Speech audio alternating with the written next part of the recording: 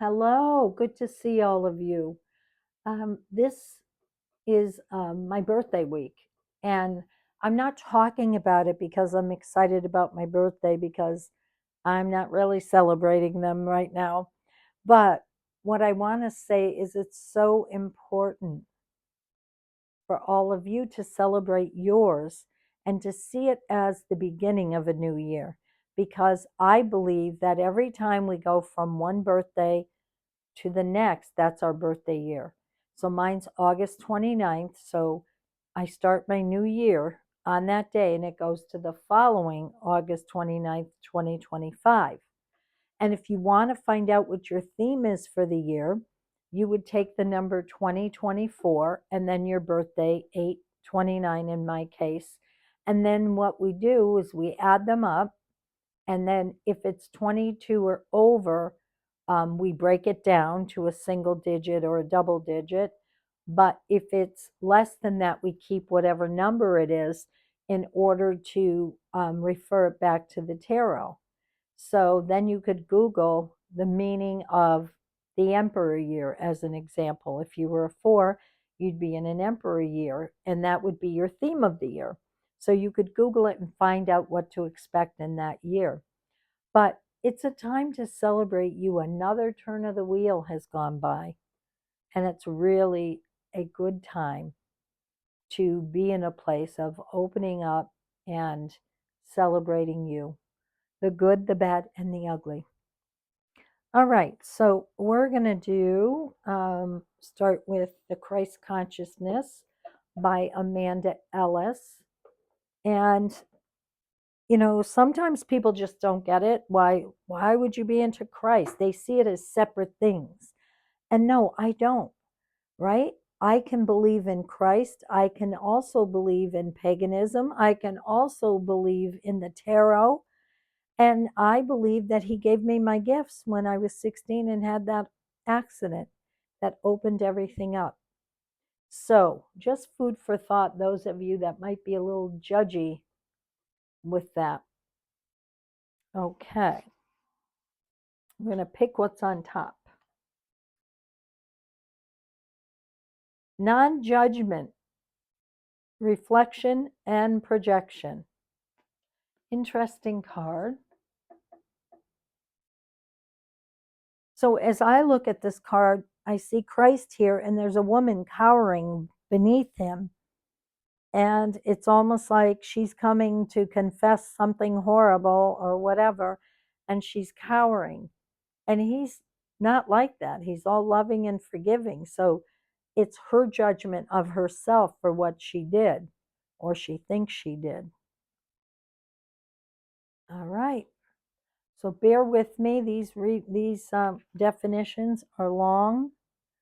You are reminded how quick our human response is to judge others and how fast we can also be judged, not by God, but by our fellow brothers and sisters.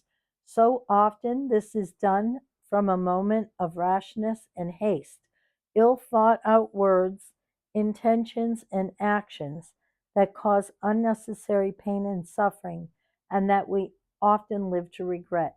It can be amplified by the pull of a crowd or a groundswell popular opinion online that creates a movement to attack and seek revenge rather than just listening and creating a space of healing. So true, right? You got the mind mentality and people are involved in being angry and they don't even know why.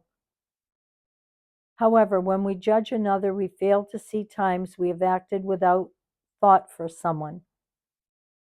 When we have done wrong or malice, when we were selfish, or angry within the heart. To be human is to err, and no person alive has not done something misguided, unwise, or unkind.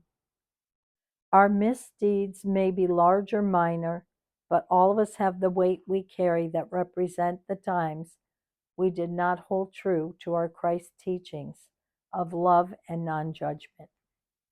We can blame, criticize, or attack one another for something we have done or via an alternative life path might have done. We also project onto others what we do not wish to acknowledge within ourselves, whatever is highlighted. Jesus never demonstrated condemning another. He always offered love and an olive branch. Excuse me. Those without wrongdoing throw the first stone, for he knew it was not for us to judge, and that hate leads to more hate and to war. Practicing non judgment is one of the hardest parts of Christ consciousness, but also one of the most rewarding things to master. It is okay not to succeed, as you will, but we all learn from times we fail and from the lessons that we strive to do better next time. Reflect on what you judge. It may be behaviors and orders. It does not have to be some big, terrible deed. It could be intolerance, greed, egotism, selfishness, laziness, narrowness, or narrow mindedness. What we dislike in another is also reflected to some degree within us. I used to do that. If somebody annoyed me or just rattled me or was a trigger, I would say, what am I supposed to see here? And it was interesting because I'll remember when I worked at this coffee place, there was this lady, girl, that came in every day. She was young, in her 20s, and she was so flirty and touchy feely and all of this. And then I remembered that that's who I was growing up. And so it was a real eye opener to say, don't judge her. You used to be her. And so the next time that happens to you, stop and look at what's underneath here. If you sit long enough, you'll get it. It says, once identified, do not judge yourself. Instead, look at why the aspect is there. What are their roots? And importantly, are you ready to let them go? Seeing your human frailties and loving them back to harmony via softness and compassion is suggested. So it says, no battles of war, but the gentle embrace of non judgment and love is far more fruitful now. So I can't stand it anymore. I really can't. I don't know why a lot of times it happens when you get a group of women together and one person's missing and they want to throw them under the bus. I hate it. It's like, what happened to girl code? Butterfly. Past, oh no, it says 4 life changes. Interesting. All right, Doreen Virtue.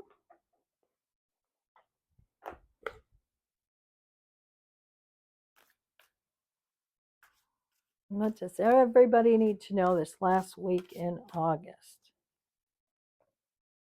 End of an era. So we all know that the butterfly doesn't live very long. And look at it's totally in the moment, right? It flits from flower to flower. And even the dragonflies, I think they're 9 weeks or something they live for. It's so unfair because they're so beautiful and we enjoy them so much. End of an era. So when it comes to the end of its life, I'm sure it doesn't worry about it. It knows it'll have another chance and another time. It says, like chapters in a book, life has eras that begin and end. You drew this card because the cycle of beginnings and endings is touching you right now. I can personally relate.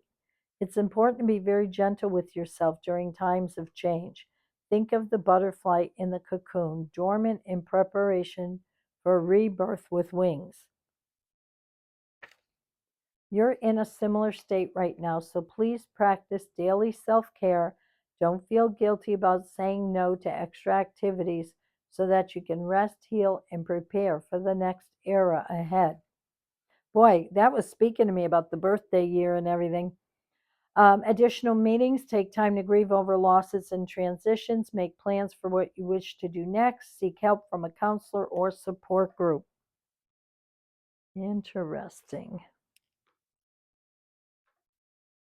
So we're going to go to Starseed Oracle by Rebecca Campbell next.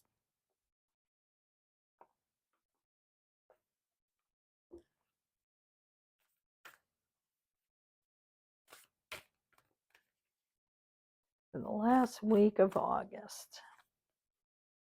I remember soul plan, the fated life versus the destiny life. I could say a lot about that.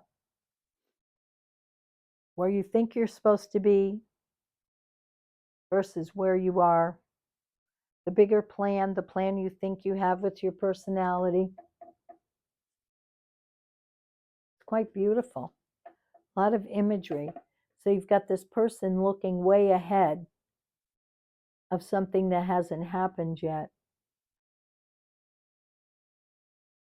She has her plan, and then Spirit has their plan. That's the joke on us all.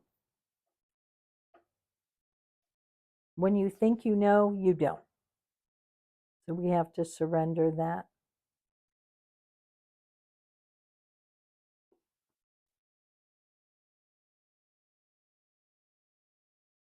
There was a moment before you were born when you chose the conditions of your life you're living right now. When you plotted out these exact moments along the timeline of your life. Whoa, don't hold us responsible. It's, so many people don't understand that it's like, why would I choose this? Well, the reason you choose it is that when you're up there, you don't have emotions. You're like, yeah, give it to me. I want to work on that. Then you slip through the veil and you're born and you're like, oh my God, what was I thinking?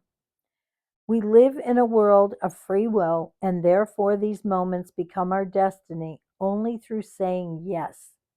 The fated life is the one we are born into. The destiny life is the one that our soul chooses, and it takes courage and faith. If you've pulled this card, it's because you're likely now face to face with the choice to follow your destiny life over the fated one, sorry. To trust the path your soul is calling you forward, and to remember that this moment was prearranged on your life's timeline. Boy, I needed to be reminded of that right where I am right now. How about you? Can you relate to it? You may find yourself at a crossroads, at a moment when you're being called to make a decision, to keep walking the perfectly laid out path before you or choose the one less traveled. You may be facing a change of career, a new relationship, a difficult decision, or something else that requires courage and faith. You're being invited to remember your soul's greater plan and to surrender to it. When you're confronted with a path that's undefined, it's normal for doubt to rear its head. In fact, this is a certain sign that you're facing something bigger. Every hero in his own life journey comes eye to eye with doubt. The only way around it is through it. It's all part of the larger plan. Ain't that the truth? What are you being called to do to surrender to your soul's plan? So think about this. This is big, right? We can claim all the wonderful things. Oh, yeah, I agreed to have my kids. I agreed to adopt this pet. I agreed to meet the love of my life. But then when it all starts going sour or south, I didn't choose this. You mean I chose fill in the blank. So think of something in your life that was very painful. And then don't stop there. Look at, how did I get through it? And then what did I learn from it? Because it's all about the soul's lesson. So that's very, very important. The divine feminine will be our last card.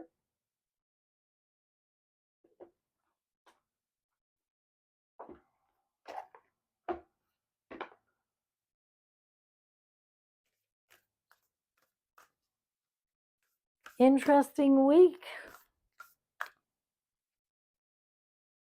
Ooh, the cosmic egg, the divine feminine. I hold the universe within me.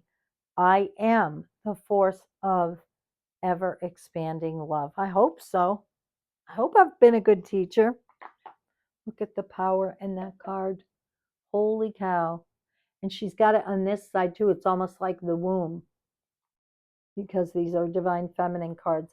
And just to clear that up for my males that are watching, everybody has a divine female and male in them. So this isn't just for the ladies.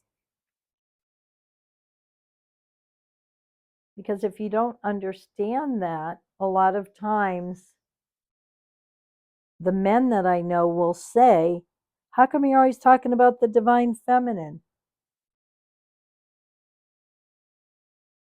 Okay, how come I'm not finding it? There's no number on here.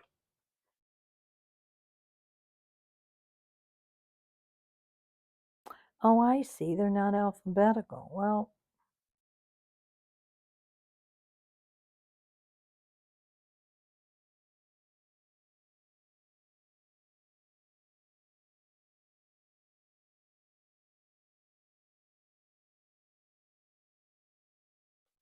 okay.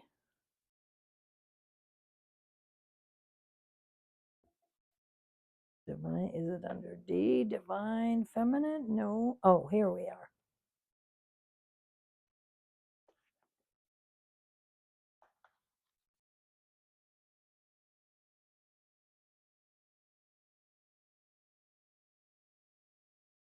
I'm going to read this about who she is. It says the cosmic egg is the core symbol of the divine feminine's creative force. It is a spiritual motive found in the creation myths of countless cultures and civilization. It represents birth, a new beginning, or an expansion of life. And often, when you see the divine feminine pictures of the goddess in ancient times, they all had bellies. That's why it's showing the creative force.